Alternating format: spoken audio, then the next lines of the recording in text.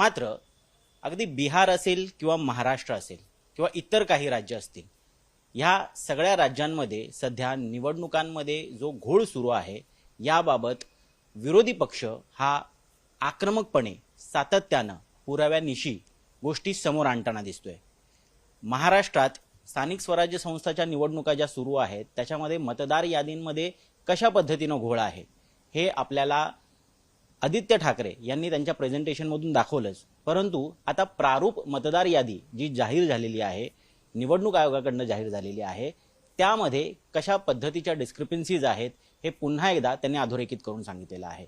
या सगळ्याच्या पाठीमागे जे सातत्यानं अगदी बारकाईने या सगळ्या गोष्टींचा अभ्यास करतायत ते उद्धव ठाकरे यांच्या शिवसेनेचे आमदार अनिल परब आपल्या सोबत आहेत. आणि आज त्यांच्याकडनं आम्ही जाणून घ्यायला आलोय खरं तर की तुम्ही आरोप तर करताय, तुम्ही अनेक मुद्दे पुराव्यानिशी समोर आणताय आणि तुम्ही निवडणूक आयुक्तांना, निवडणूक आयोगाच्या लोकांना भेटताय सुद्धा, पण नेमकी चर्चा काय होते? कारण काल पुन्हा एकदा तुमची भेट झाली, तुमचं शिष्टमंडळ गेलं, मनसेचे नेते सुद्धा होते. प्रत्येक पक्ष, विरोधी पक्ष हा आपापल्या परीने वेगवेगळ्या गोष्टी सांगतोय, जणू काही एक मिस्ट्री आहे अशा पद्धतीच्या सगळ्या गोष्टी समोर येत आहेत. पण हे सगळं जेव्हा तुम्ही सांगता त्यांना तेव्हा त्यांचं उत्तर काय असतं? आपण जे म्हणताय की याच्या पाठी मिस्ट्री आहे, मिस्ट्री म्हणजे संशय. आम्ही संशय नाहीच आहे, आम्ही तर पुरावे देतोय. आपल्याला माहिती आहे विधानसभेची निवडणूक झाली, या विधानसभेच्या निवडणुकीत जो काही घोळ झाला तो आम्ही निवडणूक आयोगाच्या निदर्शनाला आणला. आमचे नेते निवडणूक आयुक्त ज्ञानेश कुमार यांना भेटले, त्यांच्याशी चर्चा केली. त्यांनी सांगितलं की तुम्ही प्रिस्क्राईब फॉर्ममध्ये जाऊन ऑब्जेक्शन घ्यायला पाहिजे. म्हणून यावेळेला आम्ही असं ठरवलं की हा प्रोसेस चालू असतानाच ही सगळी ऑब्जेक्शन घ्यायची. आपल्याला माहिती आहे की आदित्य ठाकरे यांनी एका वरळीचं प्रेझेंटेशन दिलं, एकाच मतदारसंघाचं, ज्याच्यामध्ये 19,000 मतं जी संशयास्पद आहेत ती त्यांनी दाखवली. आता त्याच्यात संशयास्पद म्हणजे काय की एका घराच्या नावावरती, म्हणजे मिठाईचं दुकान आहे, त्या मिठाईच्या दुकानावरती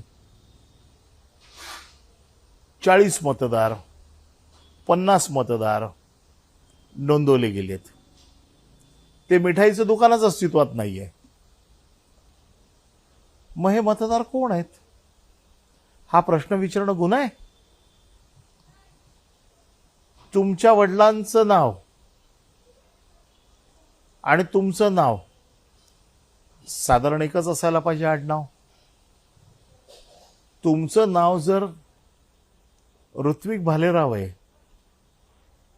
तुमच्या वडिलांचं नाव रफिक शेख कसं असू शकतं? तुमचं वय जर 45 असेल, तुमच्या वडिलांचं वय 24 कसं असू शकतं? दुबार मतं ही तर सर्रास आहेत. दुबार मतांमध्ये की तुम्हाला विचारलं तर पाहिजे की बाबा तुमचं नाव 2 ठिकाणी आलंय, तुमचं नाव 3 ठिकाणी आलं, नेमकं तुझं मत कुठलं आहे? ही निवडणूक आयोगाची प्रोसिजर आहे की ज्याच्यात ते विचारलं जातं की तुमचं नाव 3 ठिकाणी आलंय, 1 ठिकाणी ठेवून 2 ठिकाणची आम्हाला डिलीट करायची आहे. ही प्रोसेस कुठला वापरला गेला नाही. तुमच्या घरचा पत्ताच नाहीये आणि नोंदवली गेली आहेत.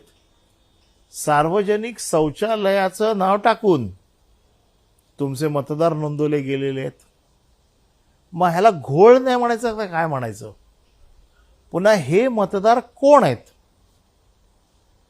हे शोधणं काय गुन्हा आहे?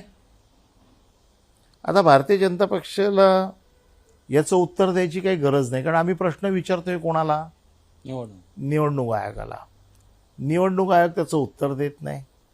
राज्य निवडणूक आयोग म्हणतं की केंद्र सरकारकडनं आम्ही यादी उसनवारीवर घेतो आणि आम्ही या निवडणुका वापरतो. म्हणजे घोळाची जबाबदारी घेतं कोण मग? आमचं साधं म्हणणं असं आहे की देशातला सगळ्यात आणि जगातला सगळ्यात मोठा पक्ष जो स्कॅनवरती नंबर 1चा पक्ष आहे, त्यांची मेंबरशिप कशावरती आहे? डिजिटल. डिजिटल. तुम्ही जगातला मोठा पक्ष आहे, तुम्ही देशातला नंबर 1चा पक्ष आहे, आम्ही संपलेले पक्ष आहोत असं तुमचं म्हणणं आहे. मग आम्हाला हरवायला तुम्हाला हा घोळ कशाला करावा लागतोय? लोक ठरवतील ना. आम्ही जर कमकुवत असू, आमचं काही स्थान नसेल समाजात, लोक आम्हाला मतं देणार नाहीत. लोक आम्हाला सांगतील घरी बसा, तर आम्ही घरी बसू. मग हे मार्ग अवलंबून तुम्ही हे दाखवून देताय की तुमचा स्वतःवरती विश्वास नाही आहे. या सगळ्या यंत्रणांना बरोबर घेऊन तुम्हाला आम्हाला हरवावं लागतंय. तुम्ही ज्यावेळेस हा घोळ आहे असं पुराव्यानिशी दाखवता, त्यावेळेस आपण मान्य करू शकतो, एक लेमॅन म्हणून, एक कॉमन मॅन ह्या गोष्टी तपासून बघू शकतो. प्रारूप जी यादी आहे ती इलेक्शन कमिशनच्या वेबसाईटवरती उपलब्ध आहे. तो सुद्धा हे घोळ शोधून काढू शकतो. तुमचे अनेक शाखा प्रमुख असतील, पदाधिकारी असतील, हे सगळं काम करतच आहेत. पण तुम्ही ज्यावेळेस असं म्हणता की या सगळ्या गोष्टी केल्यामुळे ह्या तुम्हाला हरवण्यासाठी किंवा एका विशिष्ट पक्षाला, सत्ताधाऱ्यांना पूरक म्हणून जिंकवण्यासाठी केल्या जात आहेत, त्याला आधार काय आहे? मुख्यमंत्री देवेंद्र फडणवीस यांनी हेच खुलं आव्हान दिलेलं आहे विरोधी पक्षांना की यामुळे भाजप जिंकते, हे तुम्ही सिद्ध करून दाखवा. मी साधी गोष्ट आहे, मी मागच्या वेळेची पण उदाहरणं देऊ शकतो, यावेळेची पण देऊ शकतो. की मागच्या वेळेला डिलिमिटेशनमध्ये वॉर्ड अशा पद्धतीने कापले गेले की जिकडे माझा उमेदवार, माझे 2 वॉर्ड आहेत समजा बाजूबाजूचे, तर माझे दोन्ही वॉर्ड मी जिंकतोय. साधारण एक वॉर्ड मी 2000ने जिंकतोय, एक वॉर्ड मी 400-500 मताने जिंकतोय. पारंपरिक वर्षानुवर्ष माझा वॉर्डच असा कट केला की माझी ह्या वॉर्डातली चांगली मतं ही ह्या वॉर्डात टाकली आणि हा वॉर्ड जो मी जिंकतोय 2000ने, तो मी 3000ने जिंकलो. परंतु हा वॉर्ड जो मी जिंकत होतो 500 मताने, या वॉर्डातली माझी 1000-2000 मतं या वॉर्डात टाकल्यामुळे हा वॉर्ड मी 500 मताने हरलो. अशी काही उदाहरणं देऊ शकता 2017च्या निवडणुकीमध्ये घडलेली? 61 नंबर, 60 नंबर. कुठल्या परिसरातले?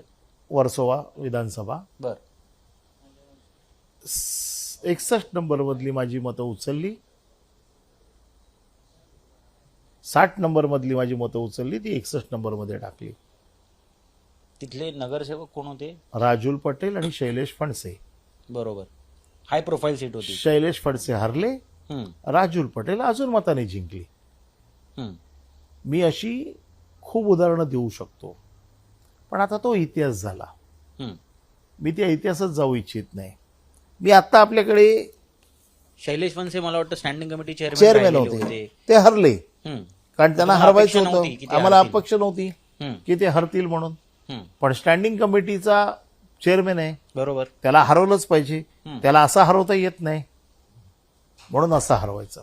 पण त्यावेळेस प्रत्येक पक्ष हा स्वतंत्र लढलेला. हो. तुम्ही सत्तेत होता. आम्ही सत्तेत होतो, पण हे जे काम होतं हे युडी खात्याकडे असतं.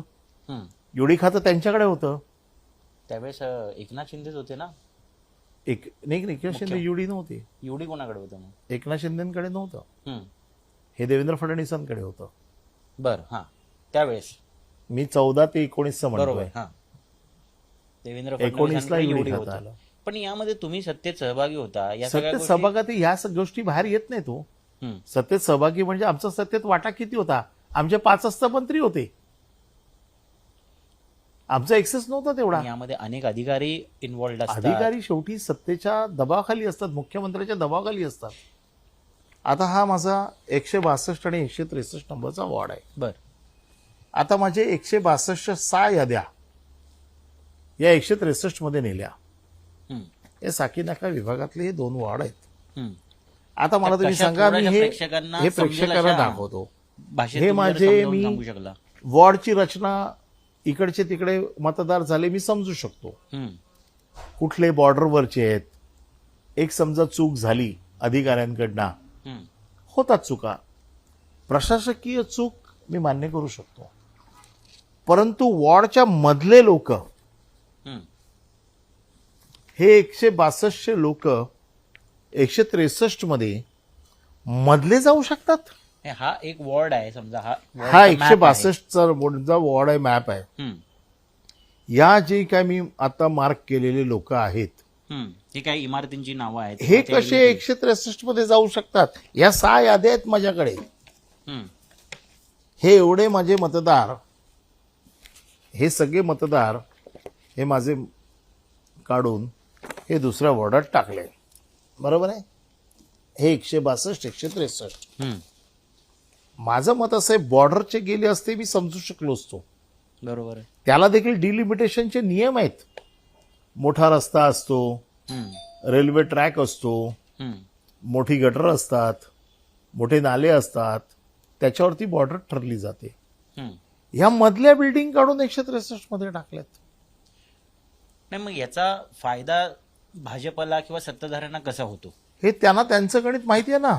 याच्यामुळे ह्यांचे मतदार, माझा इकडचा वॉर्ड कमजोर झाला ना. हम्म. हे माझे हक्काचे मतदार तिकडे गेल्यामुळे हा माझा वॉर्ड त्यांनी संकटात आणलाय. पण एखाद्या वॉर्ड मधला जेव्हा मतदार त्या वॉर्डमध्ये आपलं नाव नाहीये हे जेव्हा त्याला मतदान केंद्रावरती कळतं, तो हताश निराश होऊन पुन्हा जातो. मला तो त्या वाटत नाही कुठला दिवशी, मतदार हा. म्हणूनच म्हटलं ना, हे आता आम्हाला कळल्यावरती आम्ही आता प्रोसिजर चालू आहे, म्हणूनच त्या काल आम्ही गेलो. हम्म. कारण होतं काय, बघा, तुम्ही सर्वसाधारण मतदार आहात, प्रारूप यादी जाहीर होते. तुम्ही आजपर्यंत कधी स्वतः तपासली आहे का हो प्रारूप यादीमध्ये माझं नाव आहे की नाही? तुम्ही काय म्हणताय, वर्षानुवर्ष मी जिथे मतदान करतो तिकडे मी मतदानाला गेलो, माझं नाव नाही आहे, आणि त्या दिवशी काही करू शकत नाही. आणि मग इलेक्शन कमिशन काय म्हणतं की आम्ही तर ड्राफ्ट आधी प्रसिद्ध केली होती, तुम्ही तपासायला पाहिजे होती. कुठलाही मतदार स्वतः जाऊन तपासत नाही. आम्ही काल जाऊन हीच मागणी केली की आम्ही राजकीय पक्षाचे कार्यकर्ते व कुठल्याही पक्षाचा कार्यकर्ता असो, त्याला ऋत्विकच्या वतीने मला अधिकार मिळाला पाहिजे की माझं नाव इकडनं तिकडे गेलंय, हम्म. तुम्ही चेक करून घ्या आम्ही खोटं बोलतोय का. आणि जेव्हा बल्कमध्ये असं होतं, आता ही 6,000 लोक जाणार आहेत का स्वतःचं ऑब्जेक्शन रेज करायला? नाही जाणार. मग ते लोक जिथे वर्षानुवर्ष मतदान करतात तिथे त्यांना मतदानाचा अधिकार मिळाला पाहिजे. हा जो गठ्ठा आहे हा 6 लाख मतदारांचा आहे आणि आणि 6,000 मतदार 6,000. एका एका वॉर्ड यादीमध्ये हम्म. साधारण 1000 ते 1200 मतं असतात. हम्म. म्हणजे साधारण 6,000 ते 7,000 ही मतं आहेत. हम्म. हे डिस्प्लेस्ड मत ही आहेत असं. 6,000 मतं उचलून तुम्ही मधून मधून सिलेक्टिव्ह उचलून या वॉर्डात टाकली हम्म. तर मला तर हा वॉर्ड हरायचाच आहे ना. हम्म. आता आणखीन एक प्रश्न उपस्थित होतो असे इथे. कित्येक वॉर्ड आता आमचं सगळीकडे काम चालू आहे. हम्म. हे तर मी काल प्रेसला दाखवण्यासाठी आणलं. हम्म. असे कित्येक वॉर्ड आहेत. तुम्हाला काय असंच हरवायचंय? माझं म्हणणं आहे तुम्हाला हरवायचंय ना. आम्हाला लोक तुमच्या बाजूने आहेत ना, तुमचा एवढा करिश्मा आहे ना, मग लोकांकडे जा आणि आम्हाला हरवा ना. एक मूळ प्रश्न यातनं उपस्थित होतो तो असा की जे मतदार डिस्प्लेस केलेले आहेत, शिफ्ट केलेले आहेत, ते तुमचेच मतदार आहेत असं जर तुम्ही दावा करत असाल तर तो कशाच्या आधारावरती? म्हणजे- वर्षानुवर्ष आम्ही त्या जागा जिंकलेल्या आहेत ना. हम्म. ज्या जागा वर्षानुवर्ष शिवसेना जिंकते, हे तर मी उदाहरण दिलं. इथे कोण नगरसेवक येईल नाही येईल हे जे माझ्या समोर आलं ते, असे माझ्याकडे कित्येक वॉर्ड असे आहेत की जे वर्षानुवर्ष शिवसेना जिंकलेली आहे. नाही, तरी 84 जागा तुम्ही निवडून आलात ना 2017. मग माझं तेच म्हणणं आहे, 84 जागा एवढं करून दे गेला मी 84, पण ह्यांची ज्यांची 32-33ची अवकात नव्हती ते 82ला आले ना. बघा, भारतीय जनता पक्षाला मी चांगलं ओळखतो. किती जागा होत्या त्यांच्या? 13 जागा होत्या. 13 वरनं ते कितीला आले? 32ला आले. 32 वरनं थेट आले कधी? 82ला, जेव्हा त्यांचं सरकार होतं, वरती मुख्यमंत्री त्यांचा होता तेव्हा.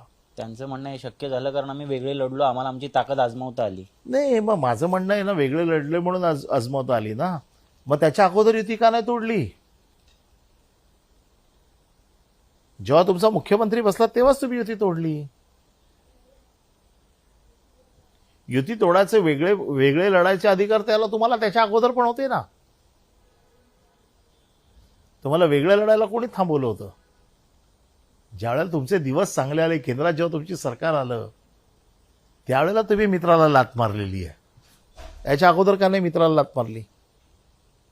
14ला तुम्ही शेवटच्या क्षणाला युती तोडली. तेव्हा का आम्ही हिंदू नव्हतो? तेव्हा ते आम्ही हिंदूच होतो ना. आज तुम्ही आमच्यावरती आरोप करताय की 25 वर्ष तुमच्या सरकार ताब्यात होतं, का आमच्या मांडीला मांडी लावून बसले होते? मग आम्ही जो वाईट होतो, आमच्यापासून तेव्हाच फारकत घ्यायला पाहिजे होती. तुम्ही चांगले दिवस आल्यावरती आमच्याशी फारकत घेतलेली आहे. आणि तुम्हाला आता असं वाटतंय की ही संधी आहे की शिवसेना संपवून टाकायची, पण अशी शिवसेना संपणार नाही. पण या सगळ्यामध्ये पुन्हा एकदा असा प्रश्न उपस्थित होऊ शकतो की 84 ज्या 82 जागा भाजपने जिंकल्या, जवळपास 50 जागा, 45 ते 50 जागा त्यांच्या वाढल्या. तर या 45 ते 50 जागांमधल्या 2017ला अशा किती जागा त्यांनी असा काही घोळ करून जिंकल्या असाव्यात? माझ्या माहितीप्रमाणे 35 एक जागा त्यांनी डिलिमिटेशनमध्ये जिंकलेल्या आहेत, असं माझं स्वतःचं मत आहे. ज्याच्यावरती मी कधीतरी डिबेट करीन. कोणाशी करायचं ते, त्यांच्यामध्ये कोण करणार आहे ते, त्याला समोर यावं, त्याच्याशी मी डिबेट करीन. आणि माझं मत आहे चॅनलवरती डिबेट घ्या. हे परब साहेब, ऐकायला तर आव्हान खूप छान वाटतं हे, पण तुम्ही विधान परिषदेचे गेले अनेक वर्ष आमदार आहात, तुम्ही मंत्री राहिलेला आहात, तुम्ही या सगळ्या मुंबई महानगरपालिकेचं काम गेल्या कित्येक वर्षांपासून करताय, आम्ही पाहतोय. आणि ज्यावेळेस मुख्यमंत्री ज्यांच्याकडे एवढी खातं आहे, जे काही अधिकाऱ्यांना दबावामध्ये या सगळ्या गोष्टी करून घेतात, तेव्हा तुमचा त्याच्यामध्ये कुठेच से नाही आहे किंवा तुम्ही कुठेच विरोध करू शकला नाही, हे ऐकायला आणि पचायला थोडंसं कठीण जातं. नाही, बरोबर आहे ना. हे अशा पद्धतीने काय होईल असं कोणाचा अंदाजच नव्हता. अशा प्रकारच्या निवडणुका मी देखील कित्येक वर्ष महानगरपालिका बघतोय, पण डिलिमिटेशनमध्ये असं जिंकू शकतं हे भारतीय जनता पक्षाने अख्ख्या मुंबईला दाखवून दिलं की कशा पद्धतीने जिंकू शकतं. बघा, त्यांच्याकडे बुद्धिवादी लोक खूप आहेत. कट, कारस्थान, छल, कपट करून कसं जिंकायचं ना, याच्यात ते माहीर आहेत. पण तुम्ही गाफील राहिला असाही अर्थ निघू शकतो. हो ना, साधारण आहे. आम्ही सर्वसाधारण भाबडा शिवसैनिक आहे. भाबड्या माणसाला समोरून लढून हरवू शकत नाही, त्याला पाठून वार करून हरवणं सोपं आहे. आणि आम्ही विश्वासाने काम करणारी माणसं आहोत. पण हा पॅटर्न 2019च्या लोकसभेमध्ये दिसला नाही. लोकसभेमध्ये इतकं भरमसाठ यश मिळालं आणि तुम्हाला विधानसभेला पुन्हा फटका बसला. लोकसभेचं डिलिमिटेशन यांच्या हातात नाहीये. केंद्रात तेच आहेत ना. पण ते डिलिमिटेशन 2009ला झालंय. तेव्हा ह्यांचं सरकार नव्हतं. आता जेव्हा ह्यांचं सरकार असेल आणि ज्या वेळेला डिलिमिटेशन होईल ना, त्यावेळेला ह्यांचा रंग तुम्हाला कळेल. आता 2017चं डिलिमिटेशन जे आहे तेच कंटिन्यू हे डिलिमिटेशन, स्थानिक स्वराज्य संस्थांचं डिलिमिटेशन हे सरकार, राज्य सरकार करतं, युडी खातं करतं. आणि त्यामुळे युडी खातं डिलिमिटेशन करतं. ते दर 5 वर्षांनी हे लोक करतात.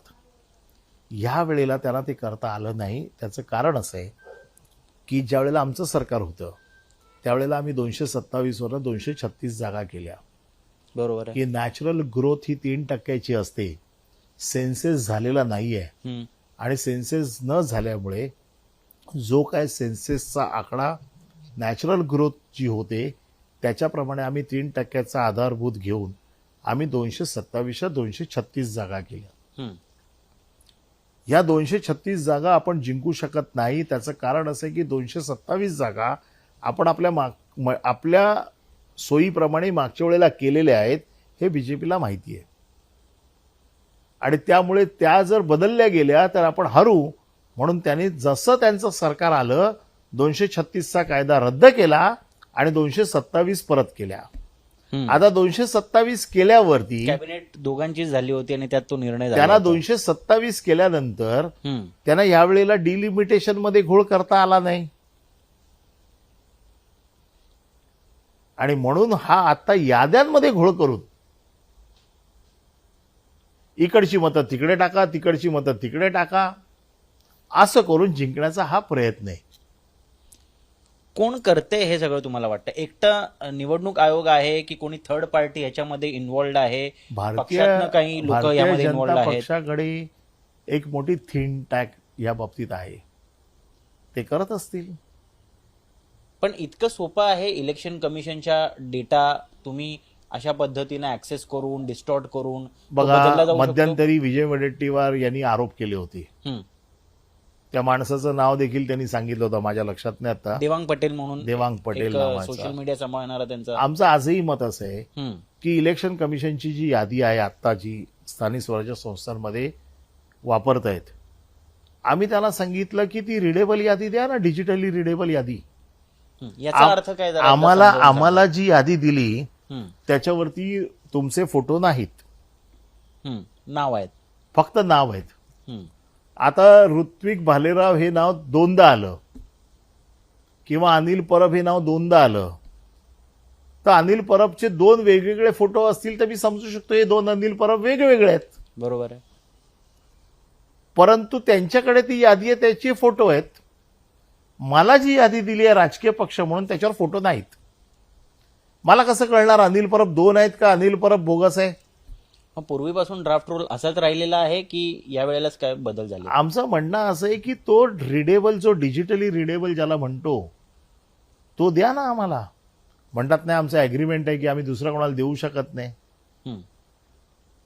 अरे मला लोकशाहीमध्ये मला जो कागद वापरला जातोय माझ्याबद्दल तो बघण्याचा मला अधिकार नाही आहे.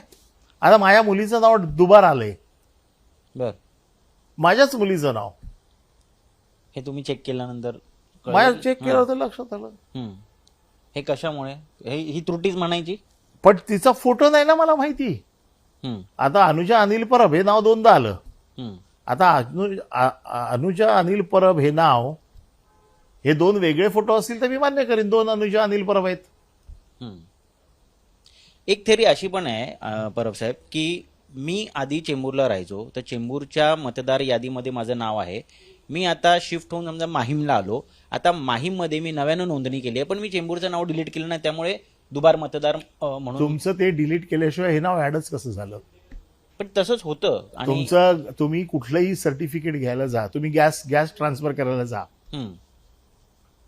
पहिली तुम्हाला, किंवा तुम्ही रेशन कार्ड बदलायला जा, हम्म. पहिलं नाव तिकडचं कमी करून स्लिप आणावी लागते, तर तुमचं नाव इथे चढवलं रेशन जातं. कार्डच्या बाबतीत होतं, पण जाहीर दिनेश मतदार वाघमारे निवडणूक यादी- आयुक्त आहेत, मतदार त्यांनी सांगितलं की आम्ही ते डिलीट न करता प्राधान्य म्हणून की त्याचं नाही. नाव ऍड होण्यापासून कुठला बाधा येऊ नये पहिली म्हणून आम्ही गोष्ट त्याला म्हणजे देतो. त्याच्याकडनं ऍफिडेव्हिट, आता जे ते घेत आहेत ऍफिडेव्हिट, हो. आता ते घेत आहेत ऍफिडेव्हिट, तुम्हाला त्याचं नाव दुसरीकडे ज्यावेळेला तुम्ही तो त्याचा फॉर्म भरता, प्रिस्क्राईब नंबरमध्ये फॉर्म भरता की माझं नाव इकडे आहे, इकडून माझं नाव इकडे ट्रान्सफर करायचंय, हम्म.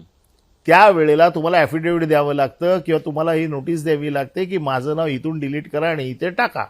हम्म. इथून डिलीट केल्याशिवाय तिथे टाकलंच कसं, किंवा तिथे टाकल्यानंतर तुमचं काम आहे इथे डिलीट करायचं. आमचा आक्षेपच हा आहे. समजा मी दोन्ही ठिकाणी मतदान केलं, मी बँड्राला मतदान केलं, चेंबूरला मतदान केलं, कळणार कसं? हम्म.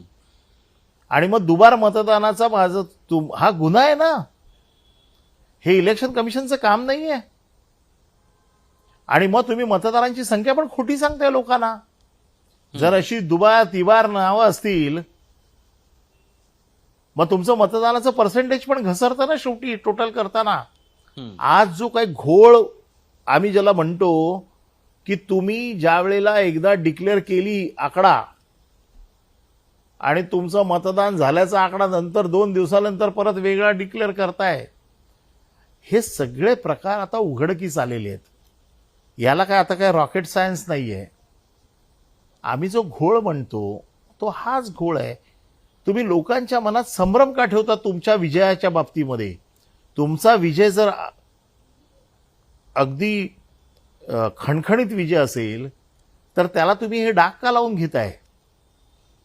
आणि आता आम्ही आरोप केले ना, बघा संध्याकाळी अमित सटम किंवा आशिष शेलार येतील.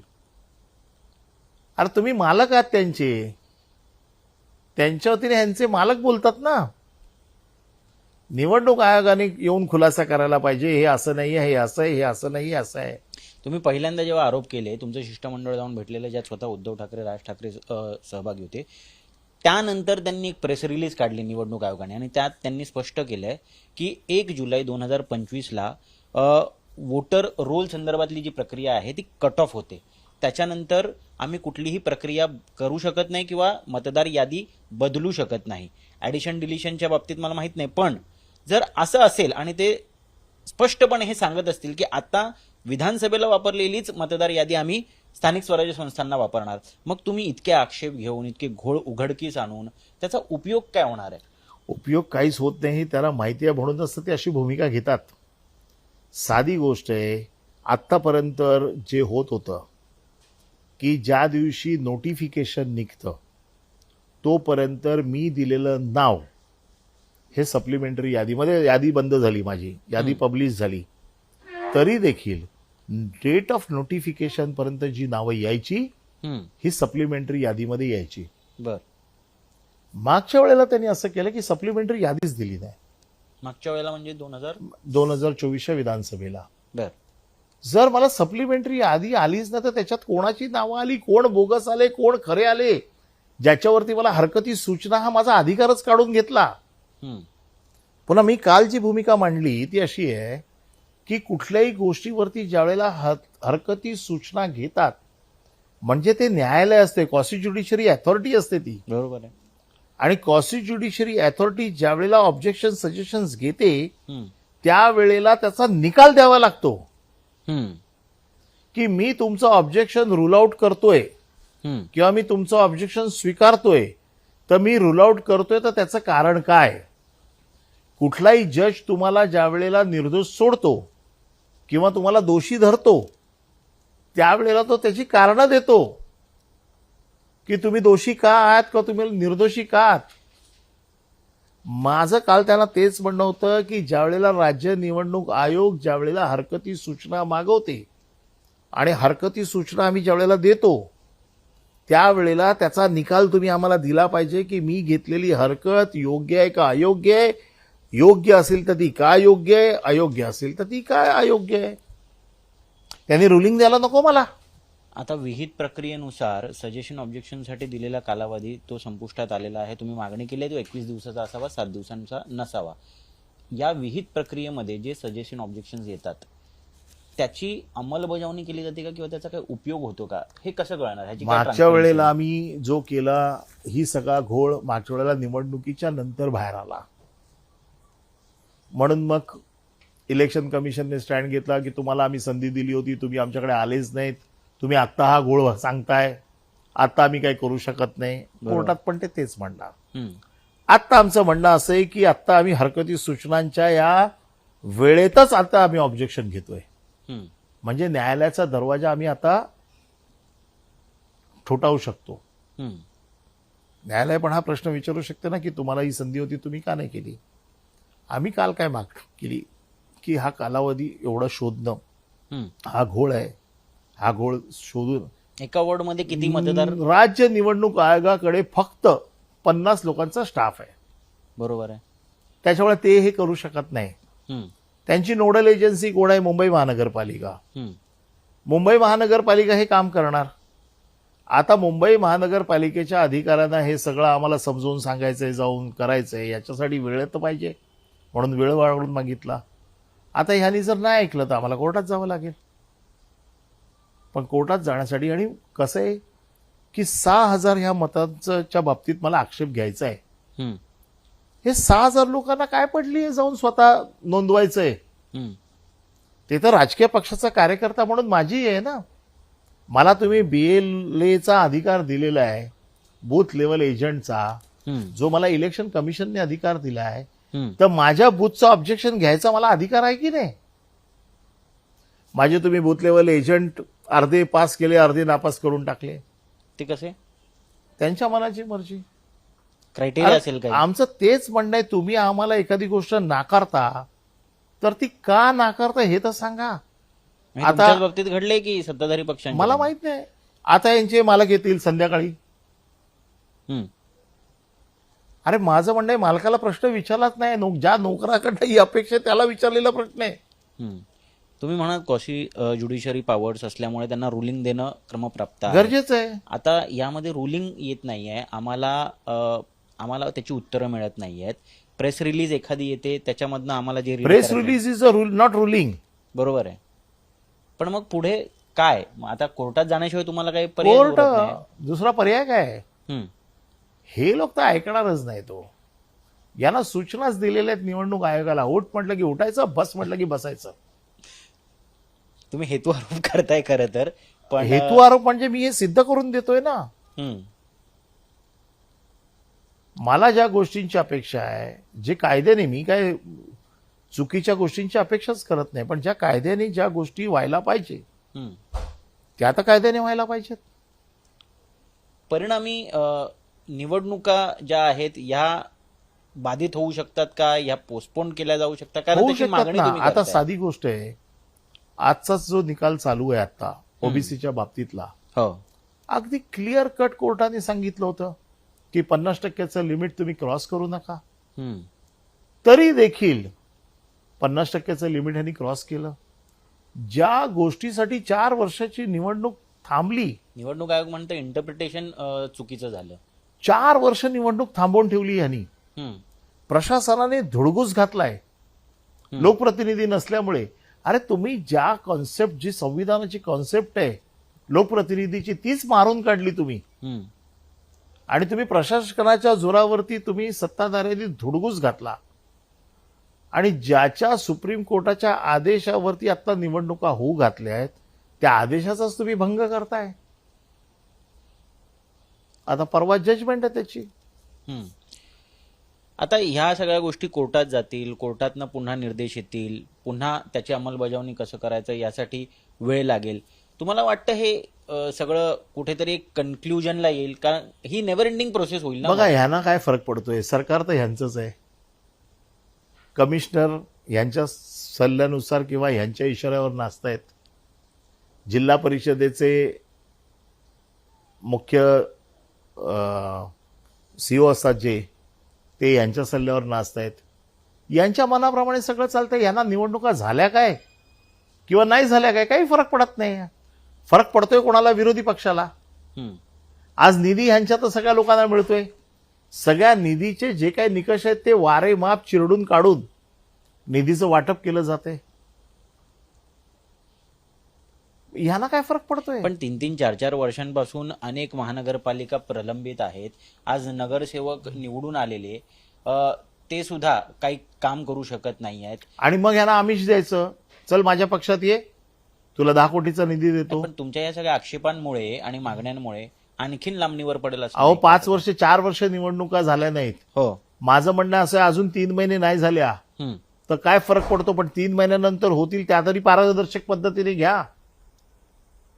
असंही 4 वर्ष तुम्ही तुमच्या मनमर्जीप्रमाणे कार्यक्रम केला ना, जे काय पक्ष फोडायचे ते फोडलेत ना, ज्यांना काय आमिष द्यायचे त्यांना आमिष दाखवून तुम्ही इकडे आणलेत ना, हे सगळं करून देखील तुम्हाला एवढा विश्वास का नाहीये की तुम्ही जिंकू शकता? कोर्टात कधी चाललाय? दुसरी पायरी तीच दिसते. नाही, आता दुसरी गोष्ट आहे, आमच्या ज्या आक्षेपांचं काय होतं ते बघू, हम्म. त्यानंतर निर्णय घेऊ. जो 21 दिवसाचा कालावधी वाढवून मागितलाय तुम्ही, तो आता मिळेल? बघू काय होतं ते. आम्ही आमची तयारी करतोच आहे. हम्म. त्यामुळे मला असं वाटतं की हा घोळ हम्म. हा आम्ही पुराव्यांसकट दिलेला आहे. मी आता तर तुम्हाला फक्त एक थोडीशी 2-3 वर्डाची वर्डाची उदाहरणं दिली. हो. सगळ्या शाखांमधनं मुंबईत काम चालू आहे. हम्म. आणि हा घोळ आता एवढ्या मोठ्या प्रमाणात बाहेर येईल. यांनी जर दुरुस्त नाही केला तर ठीक आहे, चोरी करून जिंका. काँग्रेस खासगीत असं म्हणते की आपण जर अशी मागणी केली की निवडणुकाच तोपर्यंत घेऊ नका किंवा रद्द करा, तर निवडणुका होऊन जातील आणि आम्ही फक्त याद्याच तपासत बसू. नाही बघा, काँग्रेसने काय ठरवायचंय हे काँग्रेस ठरवेल. मी माझ्या पक्षाच्या बाबतीत बोलू शकतो, मी दुसऱ्या पक्षाच्या बाबतीत बोलू शकत नाही. आघाडीत आहात तुम्ही एकत्र. माझ्या पक्षाला असं वाटतंय की निवडणुका ज्या आहेत त्या पारदर्शक पद्धतीने व्हाव्या, त्याच्यासाठी मी काम करतोय. आणि मला असं वाटतंय की ज्या निवडणुका पारदर्शक पद्धतीने व्हाव्यात त्या व्हाव्यात.